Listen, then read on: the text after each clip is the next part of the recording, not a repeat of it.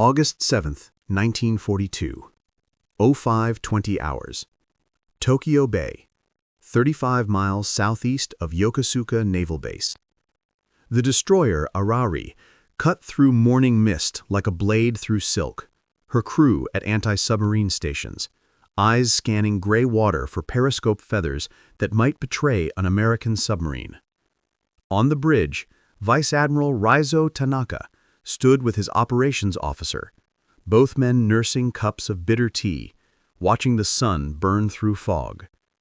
Tanaka commanded Destroyer Squadron 2, once the Imperial Japanese Navy's elite torpedo force, now reduced to a handful of ships scattered across the Western Pacific, hunting phantoms in waters that had been absolutely secure just 8 months ago. The radio man appeared in the bridge doorway, his face pale in the dawn light. He held a message flimsy in his hand, fingers trembling slightly. Not from cold, from something else. "Admiral," the radio man said, his voice carefully controlled. "Priority signal from Combined Fleet Headquarters." Tanaka took the paper.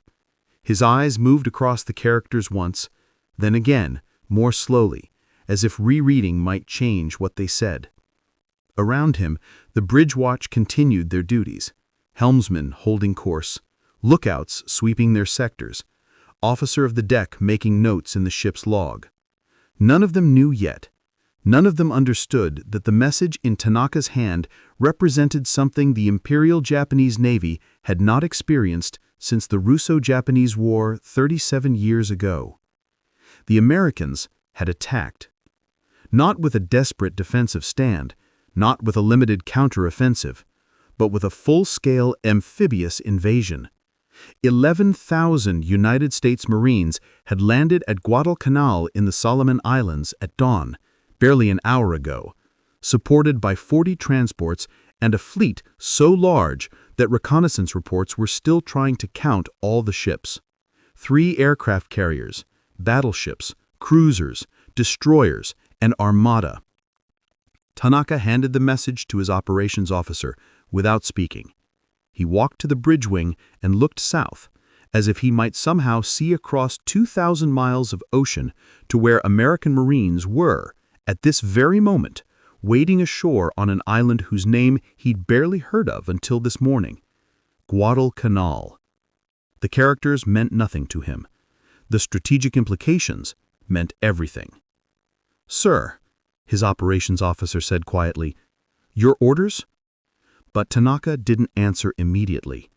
He was thinking about December 7th, 8 months ago, almost to the day, when he'd commanded this same destroyer squadron, escorting troop transports toward Wake Island, part of the great southern offensive that had seemed like an unstoppable wave of Japanese expansion. Pearl Harbor had been a stunning success. The Philippines were falling. Malaya was falling. Singapore would fall.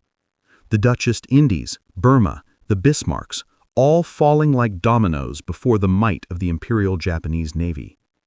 They had thought they'd crippled American naval power for years. They had thought the war would be over before the Americans could rebuild. They had thought wrong. At Guadalcanal, Vice Admiral Gunichi Mikawa stood in the flag bridge of heavy cruiser Chokai, reading the same reports with growing disbelief. His 8th Fleet, formed barely 3 weeks ago to control the southeastern approaches, had been caught completely by surprise. The weather had been terrible for days, grounding his reconnaissance flying boats based at Tulagi. No one had seen the American fleet approaching. No one had imagined they would come so soon, in such force, to such remote location. Mikawa's operations officer was shouting into a telephone, trying to get accurate information from Tulagi and Guadalcanal. The reports were fragmentary, chaotic. Japanese forces on Tulagi, maybe 900 naval troops, were fighting desperately against overwhelming numbers. On Guadalcanal, the airfield construction crews, mostly Korean conscript laborers with a small Japanese engineering detachment, had scattered into the jungle. The partially completed airfield at Lunga Point, the key to the entire southern Solomons, was in American hands. "Get me Admiral Yamamoto," Mikawa snapped, "and find out what surface forces we can concentrate. How many cruisers? How many destroyers? Where's the carrier fleet? The answers came back slowly, and each one was worse than the last.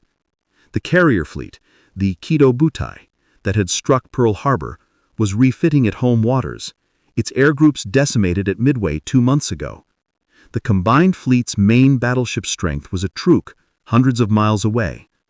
The only forces immediately available were Mikawa's own cruisers, scattered at Rabaul and Kavieng, and perhaps some destroyer squadrons that could be diverted from anti-submarine patrols. Mikawa made his decision in seconds. He would take every cruiser he could gather, 7 of them, maybe 8 if Kako could join in time, and attack the American transports immediately.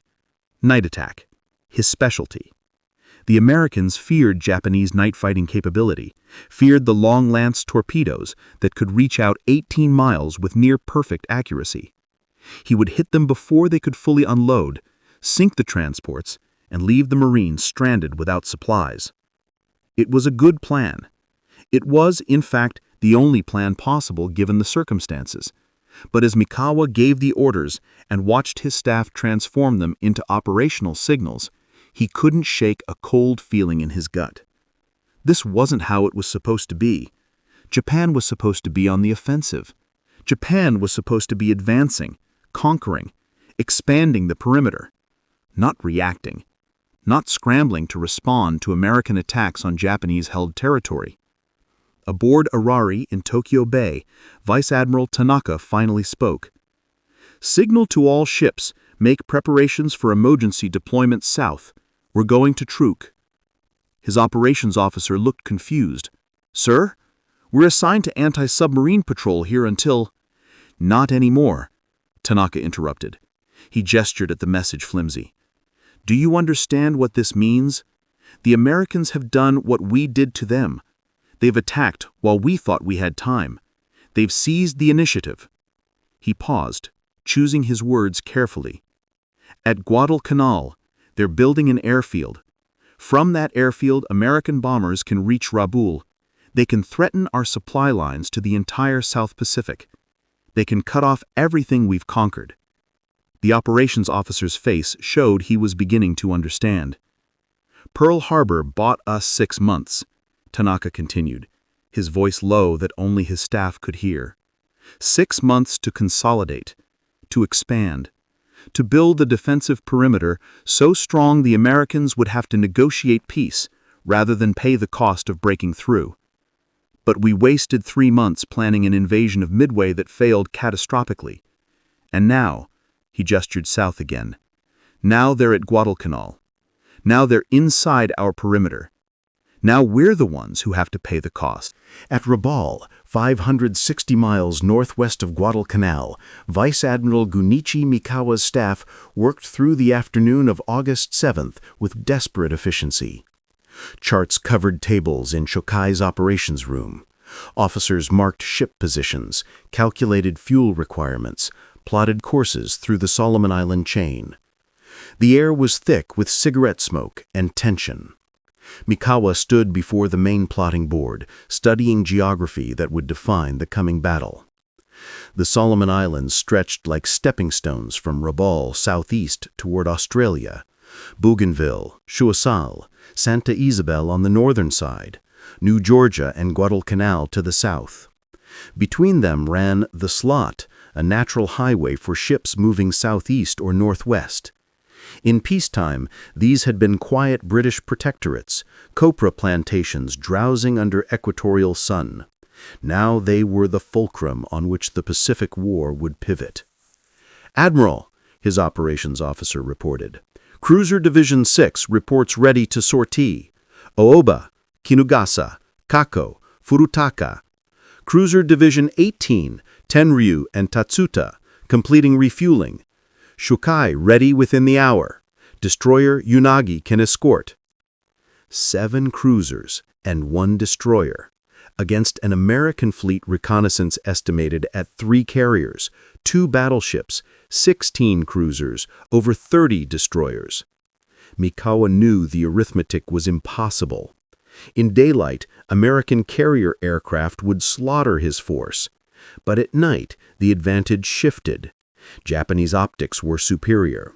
Japanese torpedoes outranged anything the Americans possessed. Japanese night-fighting doctrine, refined through decades of training, gave his cruisers a fighting chance. "Admiral," his operations officer reported. "Cruiser Division 6 reports ready to sortie.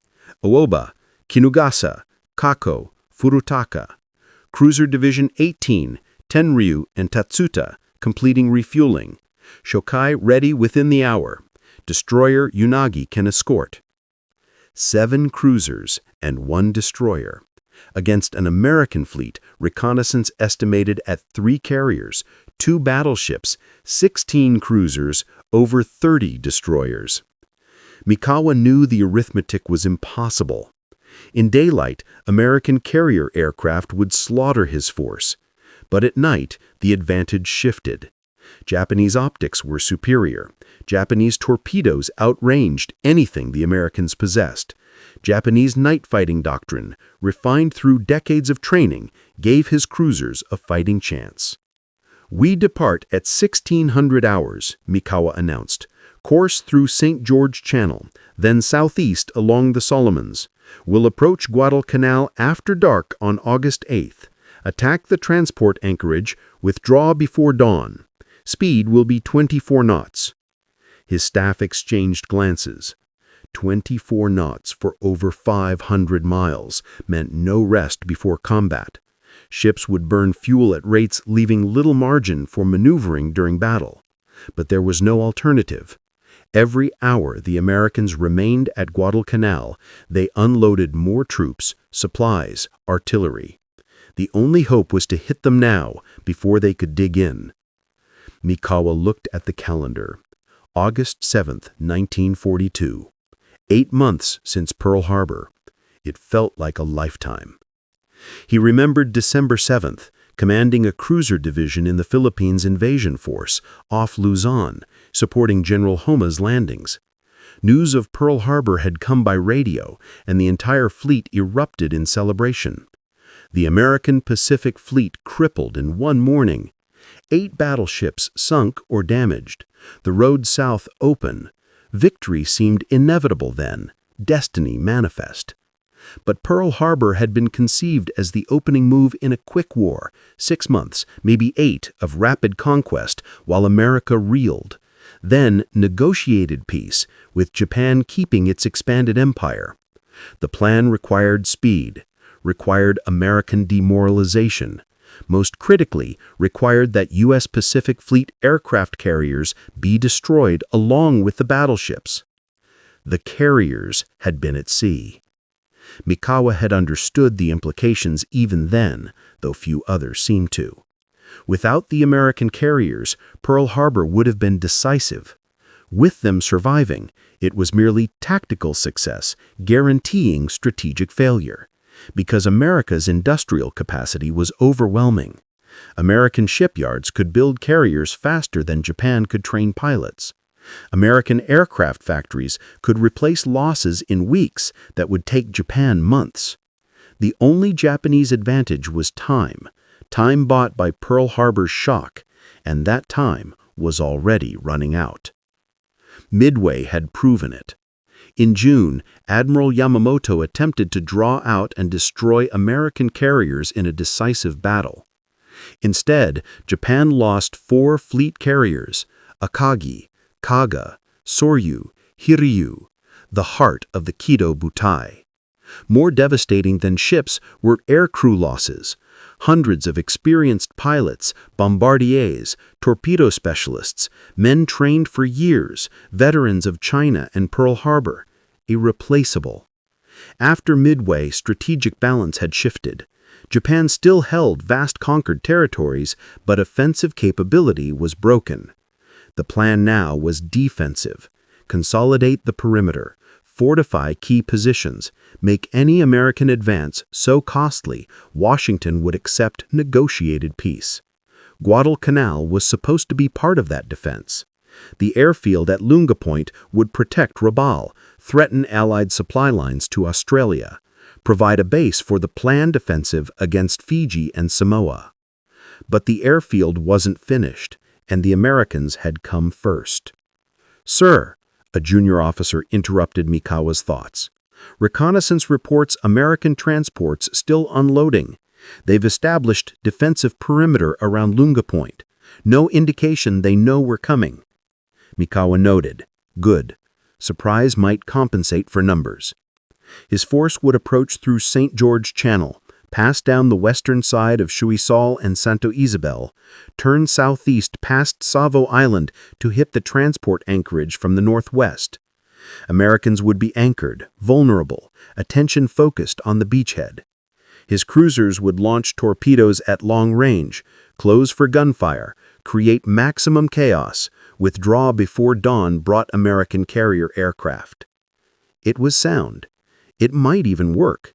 But as Mikawa watched his staff finalize details, he felt deeper unease he couldn't quite articulate. This wasn't how the war was supposed to go. Japan was supposed to be expanding, conquering, dictating terms, not reacting to American initiatives on islands barely marked on pre-war charts. At 1600 hours, Mikawa's force sortied from Rabaul, 7 cruisers in column, destroyer Unagi screening ahead. Crews at battle stations as they cleared St. George Channel, every man alert for submarines. The force made 24 knots through calm seas. Lookouts scanned for periscopes. Radio operators listened for any sign Americans had detected their approach. Silence.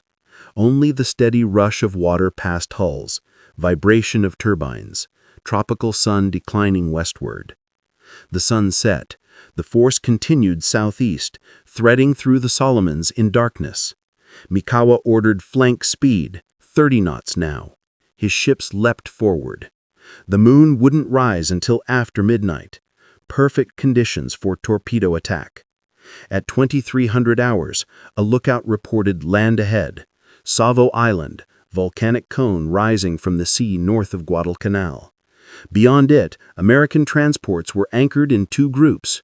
Screening destroyers patrolled the approaches, but Japanese intelligence suggested Americans didn't expect night attack.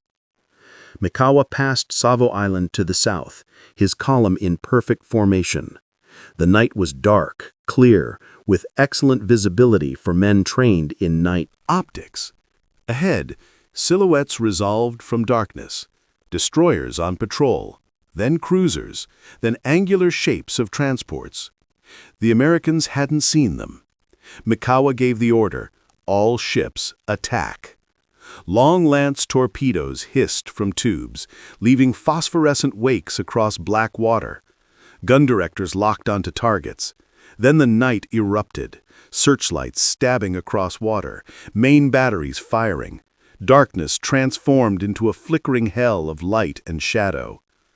The Battle of Savo Island lasted 32 minutes. When Mikawa's cruisers withdrew northward at 0216 hours on August 9th, 4 Allied cruisers were sinking or already on the bottom. HMAS Canberra, USS Australia, USS Quincy, USS Vincennes. Over 1,000 Allied sailors were dead or dying in oil-slicked waters. The American screening force had been shattered without sinking a single Japanese ship. It was the worst defeat the U.S. Navy had suffered in a fair fight in its history. And yet, as Chokai's crew secured from battle stations and damage control teams assessed minor hits, Mikawa made a decision that would haunt Japanese planning for months. He did not attack the transports. His operations officer protested, "Admiral, the transports are defenseless. We can destroy them before dawn." Mikawa stared at the chart, calculating. His force was scattered after the melee. Reforming would take time. Dawn was perhaps 4 hours away, and with dawn would come American carrier aircraft. Intelligence reported 3 carriers southeast of Guadalcanal, likely Enterprise, Saratoga, Wasp. Their dive bombers could slaughter his cruisers in daylight. He'd accomplished the mission. The American surface force was destroyed. Pushing further meant risking everything. "We withdraw," Mikawa ordered. "Course 320, 30 knots." His cruisers fled northwest, back through the Solomons, reaching Rabaul by afternoon. The victory was celebrated. 4 cruisers sunk, American dominance challenged, but the transports remained at Guadalcanal, unloading. By August 9th evening, every Marine was ashore with most of their supplies. The airfield was in American hands. 2 weeks later, Vice Admiral Raizo Tanaka stood on the bridge of light cruiser Jinsu at Truk, reading orders that seemed designed to ensure his failure. He'd been selected to command the Guadalcanal Reinforcement Force, a grandiose title for what amounted to an improvised disaster.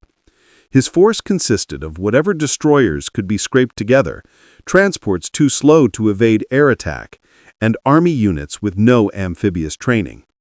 The first mission briefing revealed the depth of the chaos. The Ichiki detachment, 900 elite troops, would be loaded onto 6 destroyers for a high-speed run to Guadalcanal. They'd land east of Lunga Point and immediately attack the airfield. Supporting forces with heavy equipment would follow in slow transports. Tanaka read the plan with disbelief. An opposed landing with no rehearsal, no naval gunfire support, no air cover, units that had never worked together? Infantry attacking fortified Marines without artillery? It violated every principle of amphibious warfare. "This is madness," he told his staff. "We're sending men to their deaths." But orders were orders. On August 16th, the destroyers departed Truk, carrying Colonel Ichiki's troops. They reached Guadalcanal on August 18th, landing without opposition at Cape Taivu. The troops melted into the jungle, confident in their superiority. They were Imperial Army infantry, veterans of China, believers in Bushido and the invincibility of Japanese arms. At midnight on August 20th, they attacked. The 1st Marine Division dug in behind barbed wire, with interlocking fields of machine gun fire, slaughtered them. Marines with automatic weapons cut down Japanese infantry, armed primarily with bolt-action rifles. Artillery, brought ashore from the transports Mikawa hadn't attacked, tore gaps in the assault waves. By dawn, 800 of Ichiki's 900 men were dead. Colonel Ichiki burned his regimental colors and committed suicide. The survivors, barely 20 men, fled into the jungle. When Tanaka received the report, he sat in silence for long minutes. He'd known Ichiki from the Midway operation, respected his courage and leadership, but courage without modern weapons was suicide. This tragedy, he thought, should teach them the hopelessness of bamboo spear tactics against an enemy with overwhelming firepower. It didn't. The orders kept coming. More reinforcements, more missions, always urgent, always improvised. Tanaka's destroyers became a shuttle service, racing to Guadalcanal under cover of darkness, unloading troops and supplies, fleeing before dawn brought American aircraft. The Americans called it the Tokyo Express. Tanaka's crews called it something unprintable. On August 24th, Tanaka's slow convoy, transports carrying the Yokosuka 5th Special Landing Force, was caught by American carrier aircraft 150 miles from Guadalcanal. Dive bombers fell from the sky like birds of prey. Bombs hit transport Kinryumaru, igniting ammunition stores, killing hundreds of troops trapped below decks. Destroyer Mutsuki stopped to rescue survivors, took direct hits and sank instantly. Tanaka, his flagship Jinsu damaged and burning, transferred his command to destroyer Kagero and ordered withdrawal. The mission was aborted. The troops never reached Guadalcanal. More men dead, more ships lost, nothing accomplished. On that night, anchored at Shortland Island, Tanaka wrote in his personal journal, words he would never include in official reports. "Pearl Harbor bought us 6 months. We've squandered them. Now we pay the cost of that Sunday morning, and the currency is blood." August 28th, 1942. Shortland Island anchorage, Northern Solomons.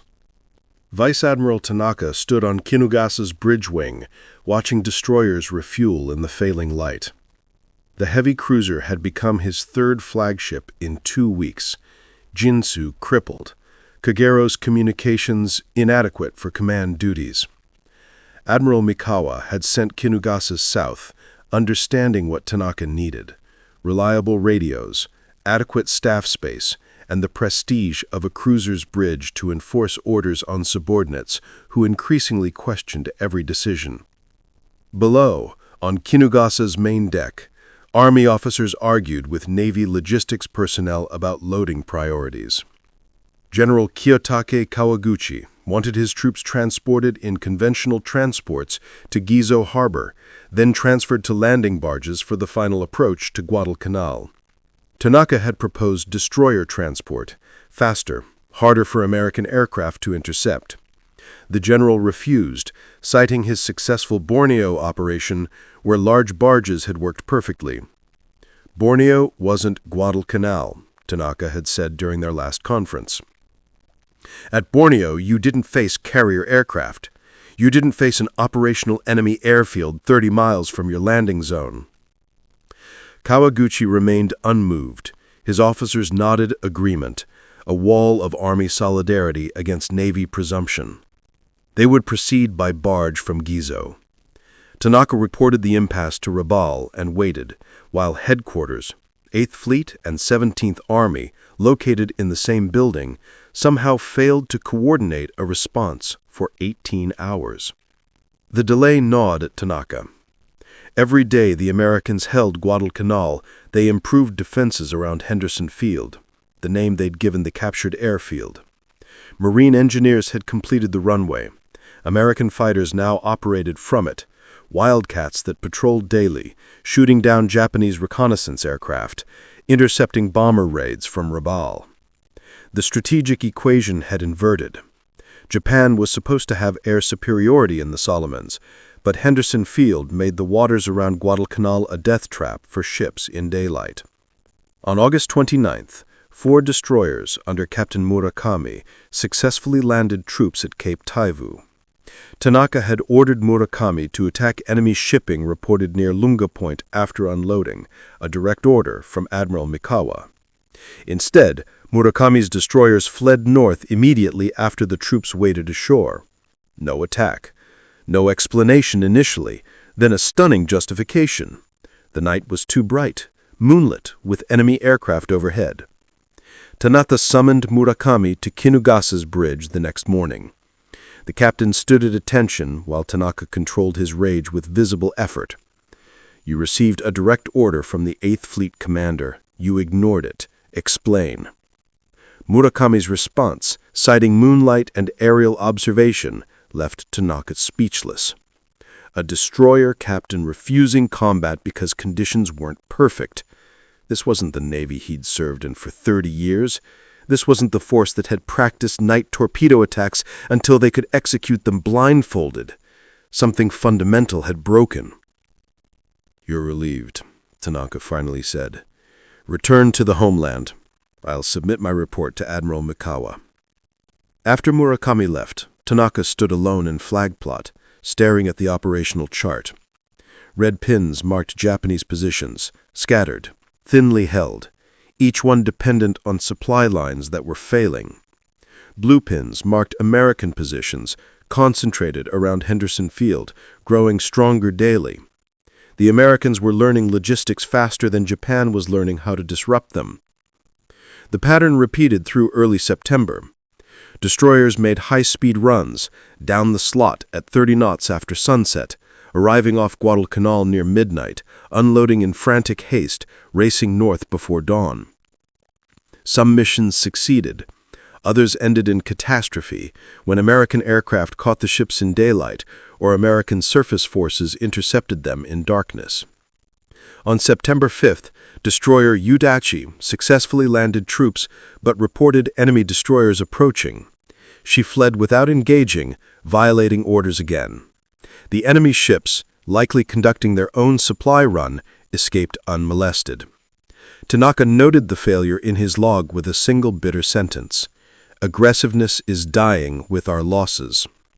The Americans called Tanaka's operations the Tokyo Express, or Rat Run, high-speed destroyer runs through dangerous waters. Japanese newspapers wrote about it with grudging respect, Japan determination against impossible odds.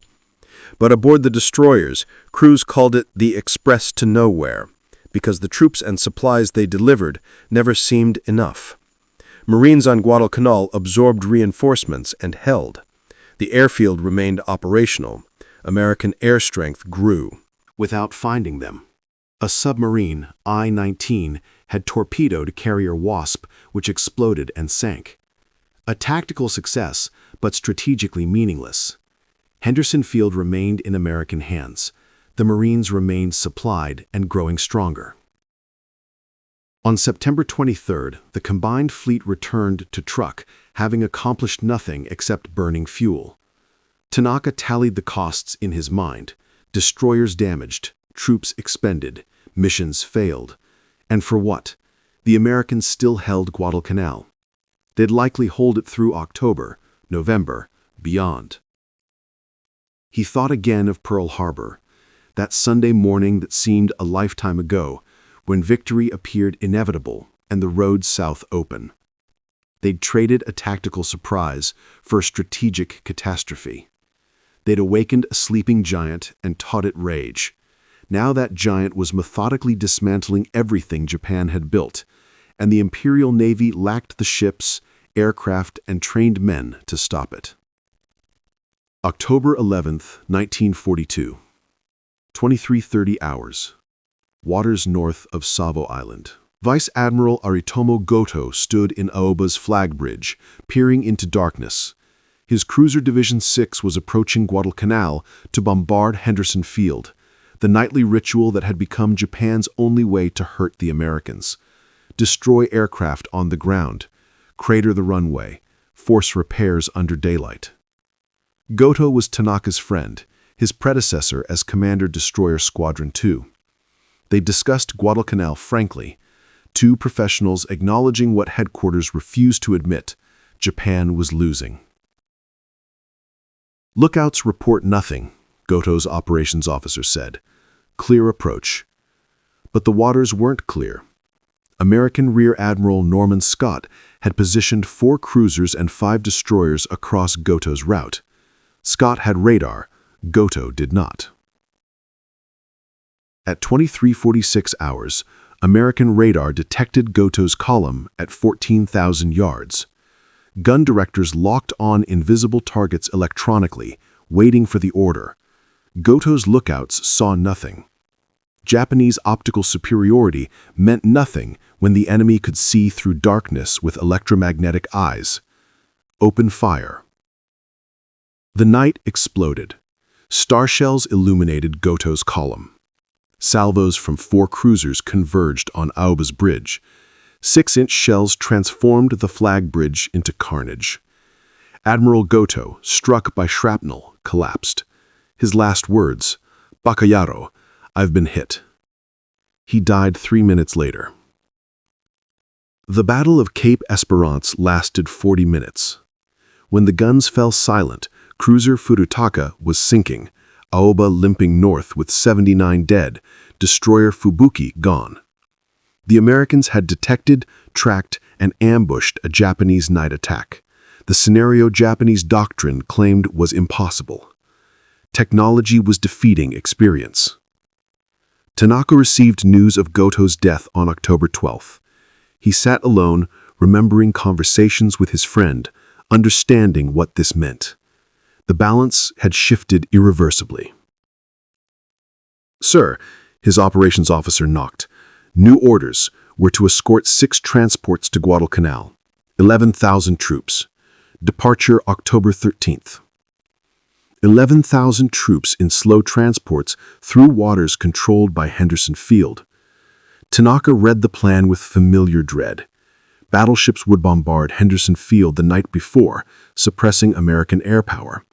The transports would unload during the aftermath. It was sound assuming the bombardment succeeded. Tanaka had stopped assuming anything would succeed. The convoy departed October 13th.